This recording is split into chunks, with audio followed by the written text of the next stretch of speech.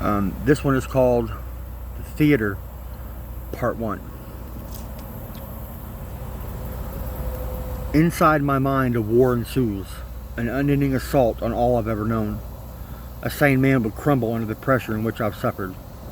A pathway to a hell that my sins have created. The destruction of beauty, a demolition of hope. My mind becomes a theater of pain, a hollow requiem of a false and decaying dream. The seats are broken and the aisles are faded from the overbearing steps that once took their toll. The curtains on the stage are a dusty and faded shade of crimson, tattered from the apparent years of silent neglect. Evidence against the decadent past, an edifice of abuse, and a sanctum for evil. I walk up the creaking steps to the stage and I look out on the empty and dark space that seems to go on for as far as I can't see. I scream at the top of my lungs to calm my mind. I close my eyes and I fall to the ground. I become a soulless heap of a man, a broken vessel of regret.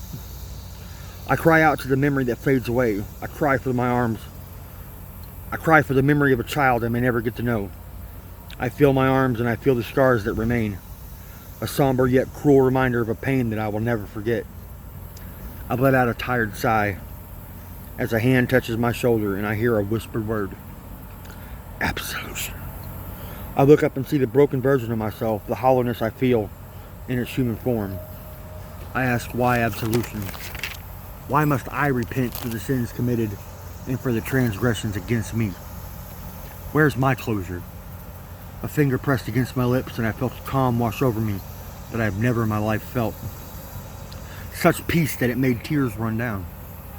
I looked up again and what I saw was awe-inspiring. The theater was brightly lit and its walkway was as vivid as the day it was created. The seats are as plush as the day they were made. They were filled with anxious faces awaiting whatever act that was to be played out before them. I felt my throat close and my lips crack as the peace I once felt became a nervous anxiety that crippled me. I tried to scream out to subside the pain that this feeling gave me, but nothing came out. From behind the curtains that were now a deep shade of red and velvety lust that radiated so warmly, a voice came forth and spoke the same word that calmed my soul. I rise to my feet and I faced the masses as they sit quietly and patiently.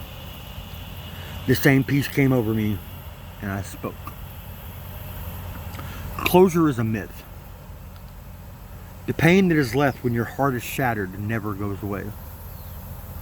With the pain comes a lunacy and a madness that slowly consumes your mind and destroys the remaining pieces of your broken heart. You leave those pieces and everything you've loved. It makes you a monster, but never apologize for the monster that you are. Excuse me, because no one will apologize for making you the monster. So you go on, secluding yourself from any shred of love, any ounce of decency until it's almost too late. You lose grip on your lunacy and you grab the last piece of your heart, the last piece of a life that you miss. That fading memory clings to life. Embrace the lunacy and this monster you become will finally meet the path that it was meant to take. Never love anything so much that you cannot watch it die, and the madness will become the only friend and enemy that you will ever need. I closed my eyes and I wiped away the tears. I awaited a tirade of insults and negativity that might follow this incessant rambling, but nothing followed. When I opened my eyes, I was greeted by the same old theater, so dark and so cold. I felt at home as I walked up the aisle to the exit that would take me to the next moment in this hell that I've created and to the missing piece of my internal puzzle. Thank you.